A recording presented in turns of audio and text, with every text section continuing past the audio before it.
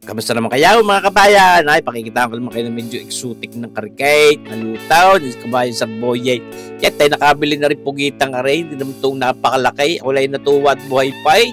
Kung aking makita, nag-iiba-iba pa ang mga kulay, papalit-palit pa eh. At ililinisin ngayon ng husay iyan at ay mga nagkita nyo, landasan-landasan yan, itatanggalin natin ating kakaluskusan ng papagayaan sa inyo napapanuor mga kabayan. Talaga ng mga rin, kasarap din mga pagkamusta na rin pugitang aray.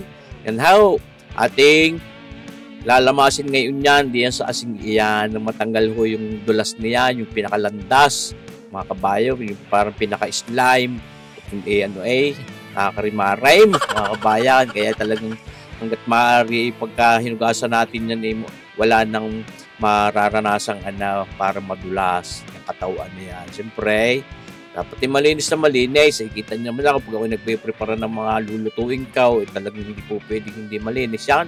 Makalawang pa natin, paglalamas diyan sa asin, dinalawang kamay na nga, ni kabayan, kita niyo bagayaan ako, unay namang nalabas yung itim, yung pinakatinta niya, ay may tanggal ko lahat. Hindi po pwede yung mga tintang yan ngayon sa akin, mga kabayan.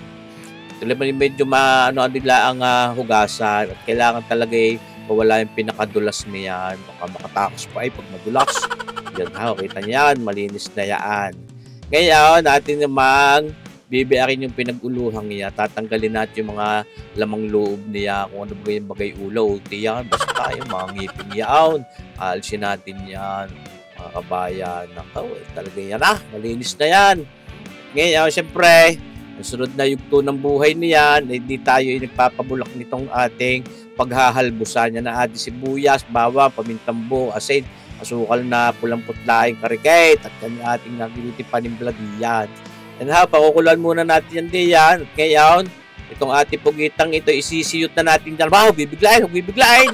Tunig ito naman. Utay, mga palima-limang segunda, yan. Utay pag lulubog o pag nilubog ulay, mas malalim na, 5 segundo ulay, yan, sa napapaguro mga kabayan. Tapos ahanguhin muli natin yan. Super yata sa 5. Tapos ilulubog muli natin mas malalim, yan, papagayaan, mga papagayan dapat, mga kabayan. Ayaw, tapos mga 8 segundo o 10 baga, super neta. Hango na yan, yung tasay, tapos yan, ilulubog muli mas malalim, ayaw, hanggang sa may liig na. Utay mga kabayan, sabo may nagsabi sa akin, baka mag-alay, kay daw hindi nasunod lang. Kita niyo hanggang sa, yan ay ating pag hinango pa ng isang karikate, napapagayan, ay mainit tayo, sutin na yan ng buwaw. Mga kabayan, ating pakukulo niyan diyan, mga 1 oras kalahati yan diyan, mga kabayan, at nang talagang mapalambot natin. Pero, huwag naman lulugasin. Siyempre, lulutuin pa rin natin, gagatan pa natin yan, na may kasamang labaw o yung bamboo shoots. Naku, napakasarap po na rin aking lutong papakita rin sa inyo pugita at labaw, ginatang pugita at labaw yan. Tayo nagpapainit yung magic book natin yan. At ngayon, yung ating pugitang ay nihalbaw, naget-get ko na. Ayan, ating ipibrito muna diyan ng karikate, pantanggal lang sa din at pampaganda rin texture. Yung ating pugitang yan. Mga bite size lang, pagkakagay kay karikit din lang naman ng magayat. Lumiit din naman yung pugita natin. Siyempre, karikit din lang naman ang ating lulutuin. Ayoko din mabisa pagka sobrang damit, pag nababahaw hindi na rin naman masarap. Gusto ko iubos agad. Kasama rin sa mga papangulim at mapupulutan, mga kabayan, hinango na natin. Sauce, marasipaw, tawaray. Napakasarap po yan mga kabayan. Lalo kang panungan, labaw, pwede na yun Yan, ngayon, mag-uutay na tayong luto ng ating ginatan. Una, yung ating sasangkotsahin yung ating luyang yaan sa inyong napapanuar, mga kabayan. Hanggang dami-damihan ko ng karikit ng mantika at paano ko yung mantika sinisip-sip din ng ating yung ating pugita. Yung pugita, kagaling manipsave. Oo, talaga namang Yan, napakabangaw yung ating luyang iyan, mga kabayan. Kaya lalahok na rin natin itong ating siling manghang na yan. Manghang yun Saka yung ating bawang na yan sa inyong napapanuor. Basta sangkotsahin natin ang papagayaan, mga kabayan. Yan Tapos syempre, medyo babraw na nakarikit yung bawang. Ilalahok na natin itong sibuyas sa kayong 4 na siling habang yaon. Pwede dagdagan kung i-bake. lang gusto kong ilagay ay apat. Papamintahan pa rin natin papagayaan. Dami-dami para mas mabango at mas masarap. So, ito na yung mga kabayan. Sana yung nanonood pa rin hanggang ngayong oras na rin. Kayaw. Ano gayo? Parang ang Tagalog ko doon. Sana kayo nanonood pa rin hanggang ngayon. Ayaw, sa oras na rin. Ilalawak na natin itong ating labong. Yan ho yung bamboo shoots kung tawagin. Yan ho yung pinakamurang-murang kawayan. Kala may kawayan na lalantakan pa. Subukan kaya natin lantakan yung mismong kawayan. Nakatigas yung matigas. Yan, ating lalagyan ng patis ngayon. Karikate, pampano natin, pampaalat ng karikate. Pwede dagdaga, pwede rin asin, ang ilagay, walang patis ga. O, isayin ating, palalambot-lambot din ating sinasangkot-sangkot sa mga pagkaya. Lalagyan din natin ng karikate na brown sugar na putla para may tamis ng karikate, tamis ng pag-ibig. O, di ba ka mga kabay? O, saboy-saboy ng tubig at nang hindi nagtututaw. O, dagdagay ako, naas mo kayo kagad ka. Oh, naus. Parang ano ay. Oh. Ayan, ating halu-haluin lang ng papagayat, binabalik-balik mga kabayan. Yan daw, punay kayo naman nag-aayayan, agad na sarap na rin, wala pa yung pugita, hindi pa nagagataan. Parang pwede na rin, hindi kayo naman pwede na may pang-ulam na rin gulay-gulay na papagayaan, yung ating labong.